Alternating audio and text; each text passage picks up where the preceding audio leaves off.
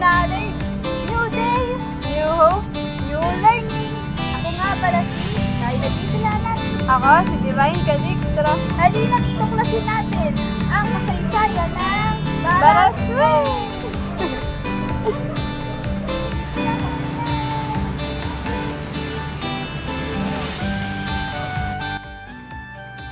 And the virtual tour of National Museum of the Philippines.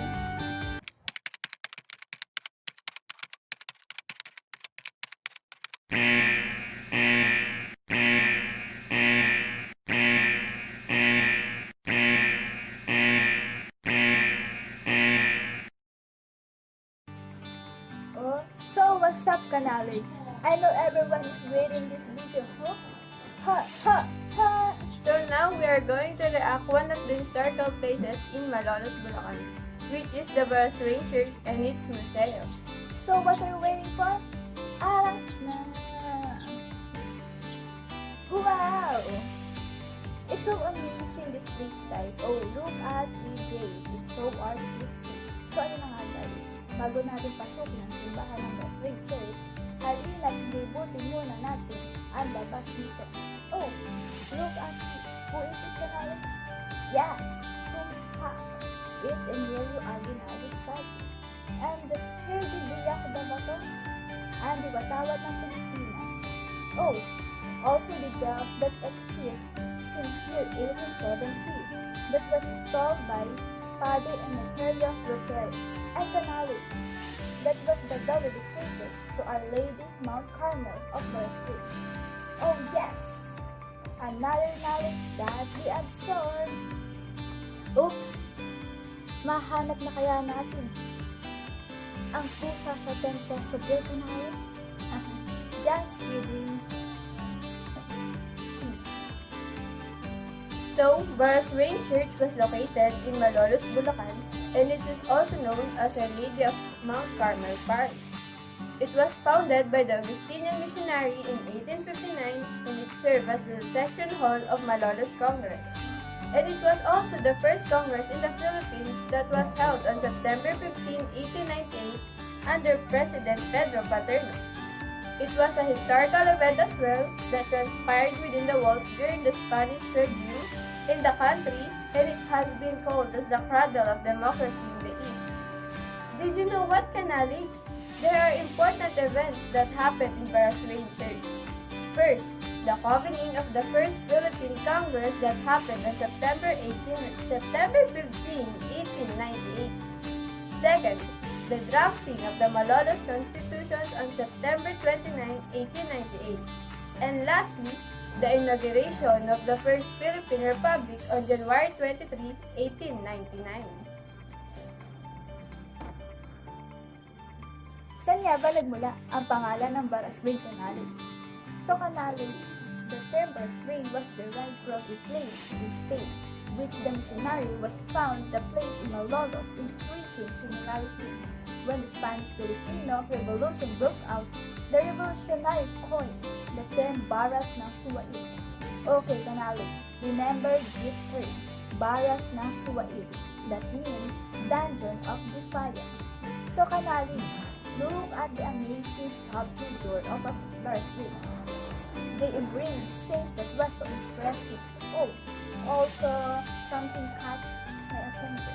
The unbelievable hollow block that used in building this, that until now is still standing strong, that we know it's been built a long time ago. And I like it because it meets well the Philippine exterior of the church. Personally, I am advocate of this theme or design.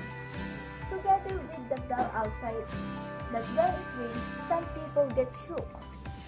As I remember, it rings when 12 p.m. and 6 p.m. Also, if you notice, a two black balls that centralized in the church and symbolized as the return of the Philippine historical complete of the church of the Baraswing, as well as Baraswing Church was renowned for its architectural design and internal adornment.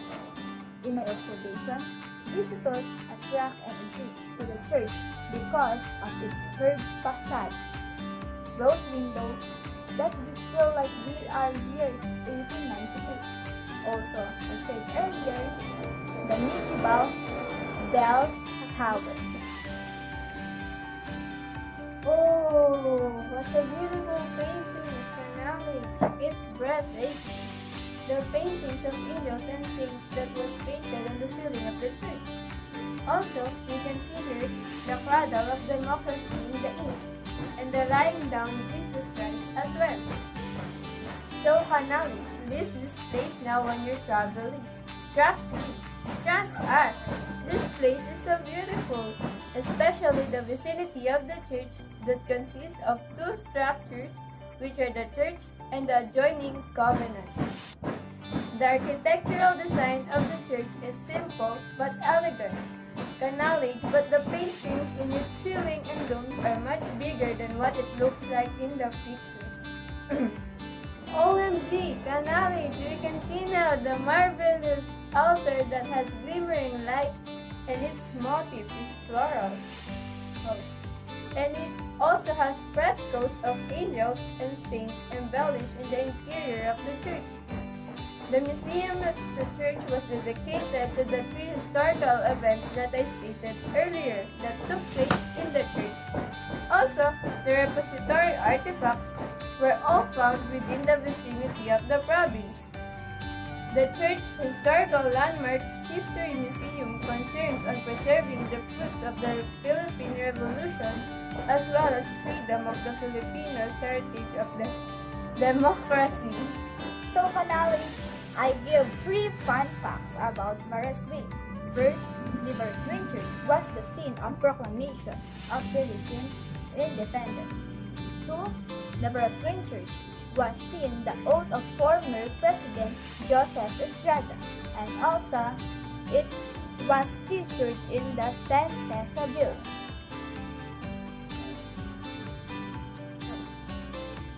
So now, Kanali, we will now go to see the Museo na Republika of 1890. First artifact that we found is a chariot that had been used by Emilio Amilato. It was so fantastic because based on our own experience, that was our first time seeing a chariot, and luckily, this chariot was used by the prestigious Aguinaldo. Next is the museo itself. At the right side as you enter the museum, it shows the antique saints and patrons that open every December to everyone, and it was organized by the wealthy people around Malolos. And some of the saints that you can see here were donated by people. So now, Panalich, we are in Gallery 1, which tackles about the Sigaw ng Kalayaan, featuring the numerous uprisings launched by the Filipinos against their Spanish colonizers. It contains stories about the oppressed Filipinos during the Spanish colonization era for over 300 years. This gallery is more on pictures and explanation about the events that happened during the colonization of the Spaniards. As far as we remember from the topic that we tackled in our subject, which is Philippine history, Dr. Jose Rizal was a big influence for the Filipinos. Because of him, Filipinos were awakened from the inhumane doings of the Spanish. We can see in the picture the agos ng pagraya ng dugong kayumanggi of Dr. Jose Rizal after he had been shot in Bagumbayan, that is now called Luneta Park. Now, Canali, we are moving on a Gallery 2. Is the Watawat ng Kalayaan narrates the events that occurred during the path of Biak na Bato until the declaration of Philippine independence. This gallery shows the cruelty and restraint that shed of lives on freedom by the Filipino in the housing of overview of facts about the proclamation of the Philippines independence in the decree of revolutionary government. Based on our readings and analysis, this gallery tells about the establishment of Republic of Biak na Bato on November 2, 1897. In the head of proclamation in Kakawit, Cavite on June 12, 1898 by the leading of Emilio Aguinaldo and to the people who joined in the mutiny between the Battle of America and Spanish in 1899 and the conquest of America in the Manila City. Also, we see the biyak na bato revolutionaryong pamahalaang konstitusyon.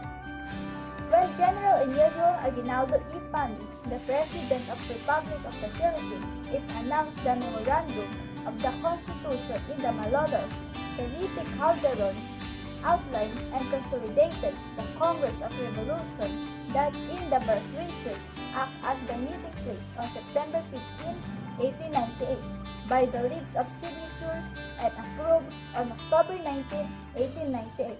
Emilio Aguinaldo was the founded the Literario Científica Universidad de Filipinas and appointed Joaquin Gonzalez as the first rector.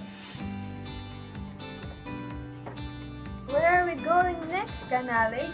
In the Gallery 3! Yay!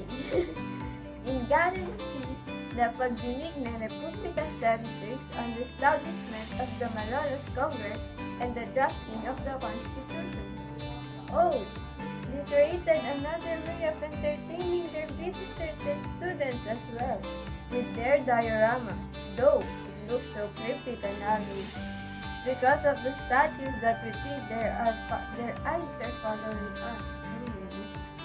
This gallery gives 7-minute light and sound presentation about the prehistorical events that took place in Baraswil Church.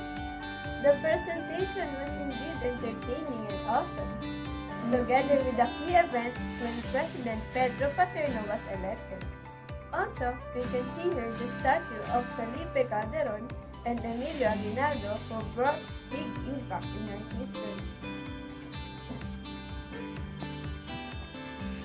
And now we are here in Gallery 4. Saligang batas at pinunong kinatawan highlights the Malolos Constitution and its proponents. Oops, wait a minute. Canale, where's the Artikulo 1?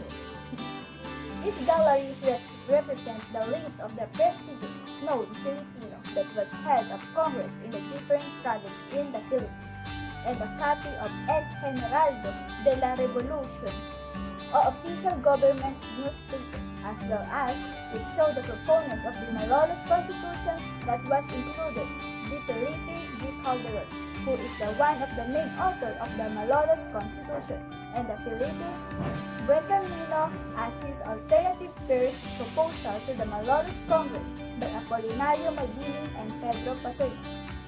The Constitution Politica de 1899 is formally known as the Malolos Constitution, was the first Philippine Republic that after in the lengthy debate in the latter part of 1898 was promulgated on January 21, 1898.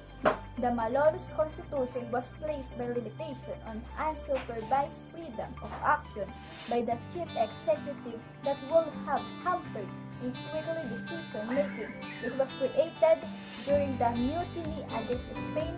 Somehow, in the Article 99 written, was allowed unhampered executive freedom of action during the wartime. Throughout, the unsupervised executive governance continued the Philippine-American War that was erupted by the soon after the proclamation. Last but not the least, the Gallery 5! It shows the scenes and pictures that signifies the images from the battle between the Filipino and American in between 1899 and 1913. In the other side, it shows the stereoscopy, or the oldest tools and things that was innovated by the 3D effects. When we visited the museum back when we were senior high school students, we looked at the pictures of the people who were part of revolution against America. One picture caught our attention, and that is the train that, as you remember, featured on the movie that you watched. The General Luna that was acted by John Kyla that seemed as intrigued in my mind, and I remembered his line until now because while General Luna showing his words was so fine to me, just like the scene when he reached the train in Caloocan to transport in specific place, and General Luna was speaking to the official in French and English language about using the train for his troop, and he said, "Arrest mo rin na nga yan, nauubusan na ako ng English." So, we will now end our tour in Baraswain Church. We will now move to Casa Real Shrine in Malolos. So what's up, Knowledge? We will going to have another learning again, but now it will be from the Casa Real Shrine in Malolos, Bulacan. So, arats na! Wow! This place is like bringing us to the past. The building and exterior so fantastic. If you are curious where it's located, Casa Real Shrine is located at Paseo del Congreso, Plaza Rizal, Malolos, Bulacan. Casa Real Shrine served as the National Museum at the National Printing Press during the First Philippine Republic. It is a government museum consisting of relics from the First Philippine Republic. Memorabilia of General Emilio Aguinaldo are also found here. First-class family of Malolos. Their furnitures, old books, stamps, paper money, and coins also the display in the shrine. Casa Real is also one of the oldest structures in Malolos, Bulacan. The museum has exhibit and display of the 20 women of Malolos memorabilia. Also presented here the picture of 100 Filipino women. Every one of them has distinct characteristics in the field. Fact knowledge.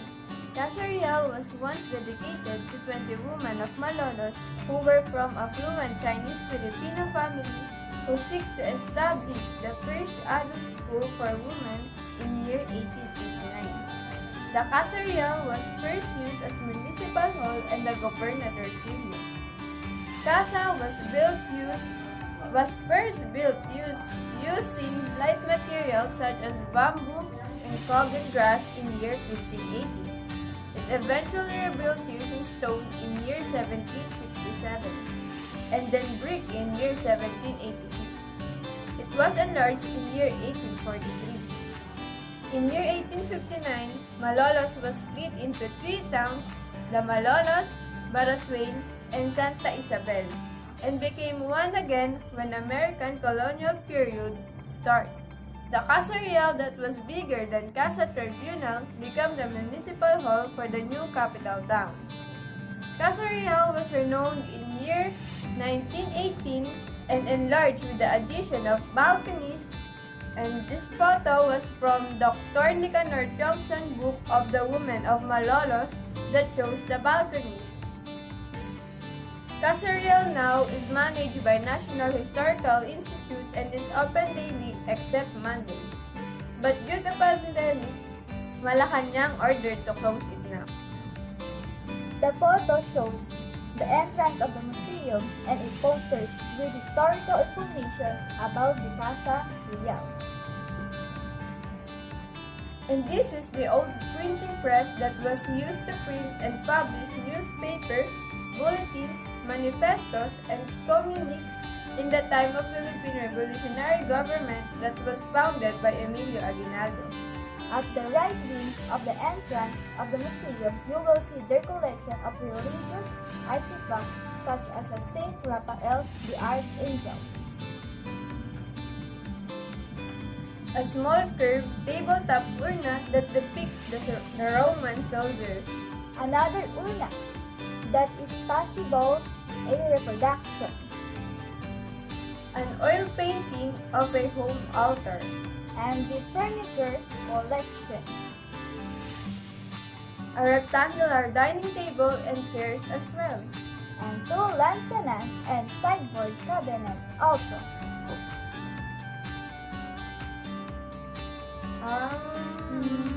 And this is larger than the first one, as well as aparadors or wardrobes, and the large neoclassical one, and a simple-looking one, and roll-top type cover for the mirror, an oversized single-door aparador, a 19th century bedroom, a flat-top tumble aparador, and gaze aparador that show off selection of period dresses. a kitchen area as well. It's only a replica though. Selection of traditional kitchen utensils in the set of Banguera. A portable lounging chair, A long and wide bench. a couple of antique curtain balances on doorways, An ornate Polynesian design of intermediate materials. a wooden group portrait of the movement of Malolos with Dr. Jose Rizal at the middle, A very nicely framed portrait of Dr. Jose Rizal. at the second floor of Casa Real or the multi-purpose hall.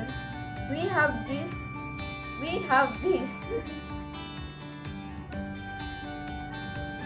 A prologue of Filipino verse, an expository mural of key people and events that happened in Bulacan. So that's it, Canali. Casa Real virtual tour is already done. We will now move on to exciting part of this video, which is the virtual tour of National Museum of the Philippines.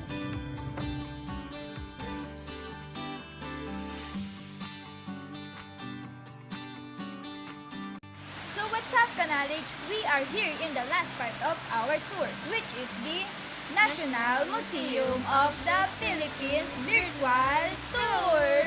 Arat na! We are now here at the outside of National Museum of the Philippines Fine Arts. National Museum of the Philippines is located at Padre Burgos Avenue, that is across National Museum of Anthropology eastern side of Rizal Park. So, a brief information about National Museum of the Philippines. National Museum of the Philippines direct precursor was Museo Biblioteca de Filipinas or National Library of the Philippines that was abolished in year 1900 and was established in year 1887. So, addition from the brief information earlier, the National Museum, a trust of the government, is an educational, scientific, and cultural institution that acquires, documents, preserves, exhibits, and fosters scholarly study and public appreciation of works of art, specimens, and cultural and historical artifacts representative of our unique to the cultural heritage of the Filipino people and the natural history of the Philippines. If you want to read the whole information, you can pause the video. So where are we going? In the National Museum of Fine Arts. Let's go!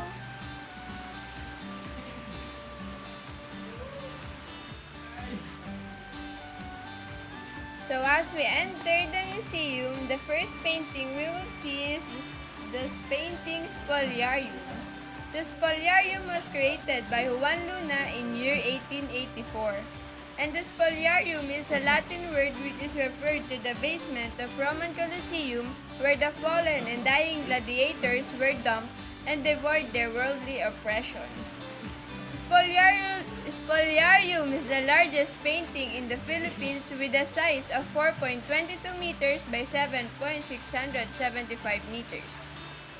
As you can see at the middle part of the painting, you can see Roman soldiers dragging dying gladiators. So that's the whole painting. The painting also depicts the despair and the countless death of Filipino during the Spanish reign. The portrayal of Juan Luna about the abuse of Spaniards to Filipinos during their colonization here in the Philippines.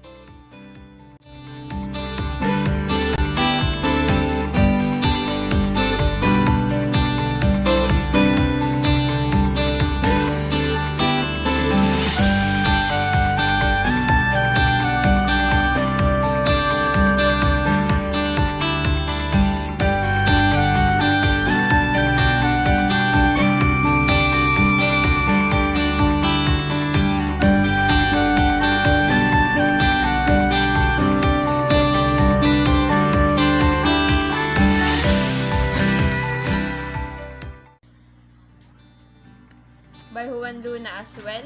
Portrait of a lady, or also known as Minovia or Portrait of Paz Pardo de Tavera. There's a rumor about this painting. They say that this painting is cursed because the previous owners of this painting said that they had misfortunes having this. They also said that this is not the real Paz Pardo de Tavera, but rather another model that Juan Luna used as the model for this painting.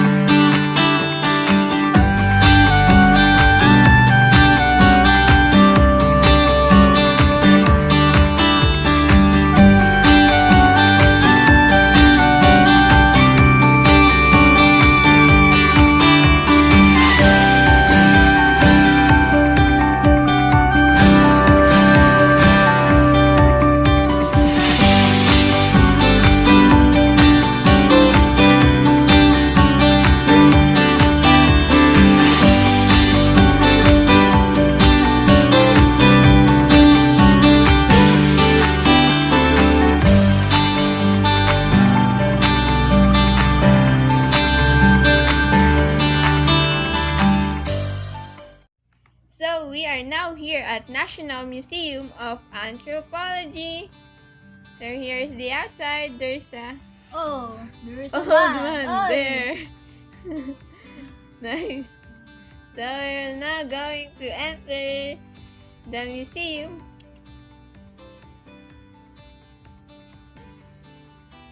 Wow. So, that's the first part. Bangsamoro Koran. What's this? This is the tamig o kalasag or shields. Maguindanao o Cotabato, wood and paint. Tausug, Inholo, Sulu, wood, paint, and rattan. What are those? And what is this? The model of a house in Sabanon, Zamboanga that made by wood and metal. And what is this? The Boras, a window screen or wall decor in Tausug, Holo, Sulu. And what is this? The Luhol, the canopy or ceiling cover, Tausug in Holo. And the Batawi o Biyatawi, female upper garment in Tausug o Holo, Sulu. So, What's this? the prayer mats. Prayer mats. Nice. And- Other part?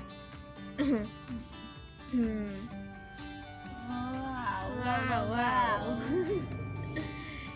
So, What is this? The kulintang oh, xylophone in Maranao and Debakan, a drum. ayong by Gong. Then what is that? Saturan. Jesset. Nice. And what is that? Torogan. Symbol of power, rank, and leadership. And where we going next? What is that? The lantaka or cannons in Maranao de la... Cannons. Nice. And this is the Bangsamoro weapon, which is includes the Kris, Barong, Kampilan, Gunong, and Pira, among the others. So, where are we going? So, yeah. Here. Oh, what is that? What is that? Nice. Wow. What's that? What is that object? The Uburak Burak. by Maranao. Half human and half horse. There's a Just Centaur? Yeah, centaur. This is the Sarimanok. It's an example of curving variation called okir or ukir. Sarimanok. And this is, what is that? Kokora. Kokora. And this is what? The Panji o Pandi. Collective term for flag in southern Philippines. Then, Where did we... for the next. Where...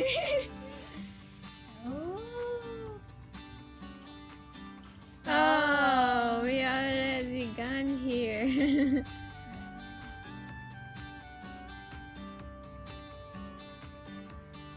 And this. The next part is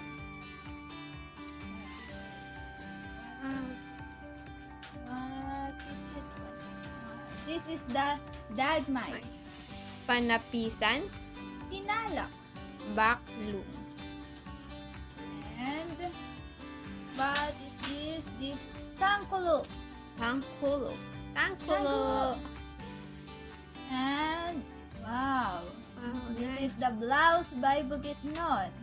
Saol or Saul, And the Tigal Nesif. di umpak, Umpak na umpak ka knowledge.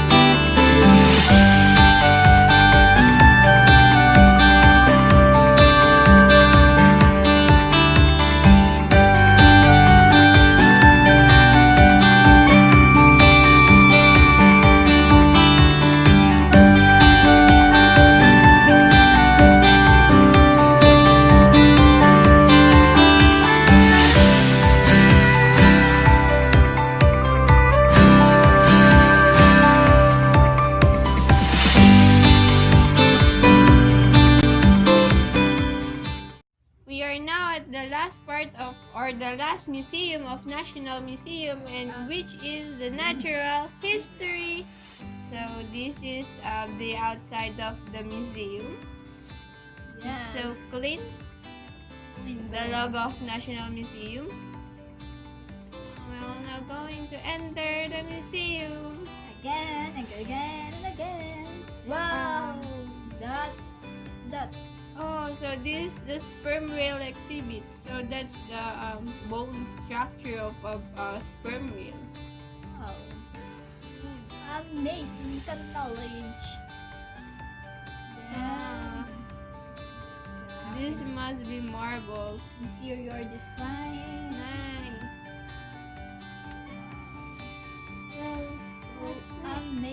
Amazing. That's the sperm whale where we are now going to Tree of Life. Wow, tree of life.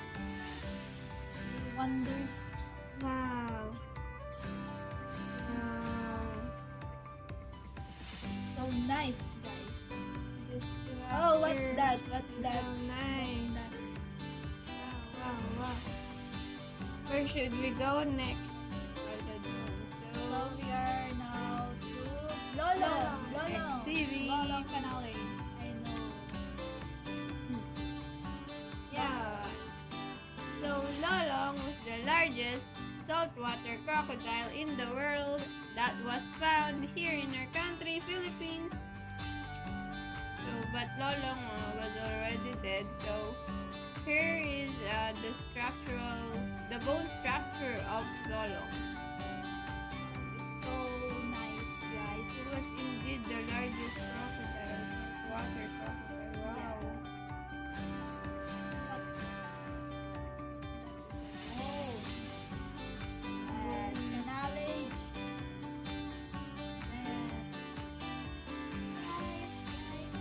Okay, so Oh, yes, this is the T-Rex exhibit. So serious. Rawr.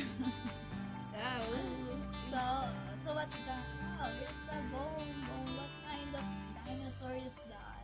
so this must be the Tyrannosaurus Rex or T-Rex skull. Skull of T-Rex. Yeah, that's the skull of T-Rex. So these are the skull of Ceratosaurus nasicornis, dinosaur. Canale. Yes. Yeah. Then what's that? Another skull, and this is the skull of Camarasaurus grandis dinosaur. So these are just replicas though.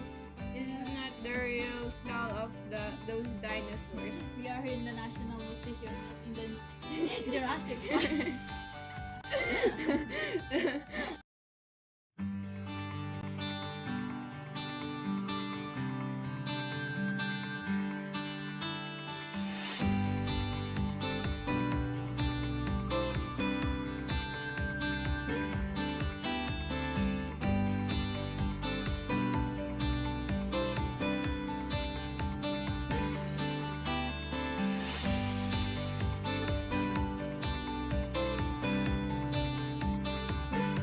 That's all. That's all. That's all. We're already finished. In natural. So that's the overall virtual tour of National Museum of the Philippines. I hope you gain Knowledge. Wow. So that's all. Bye-bye.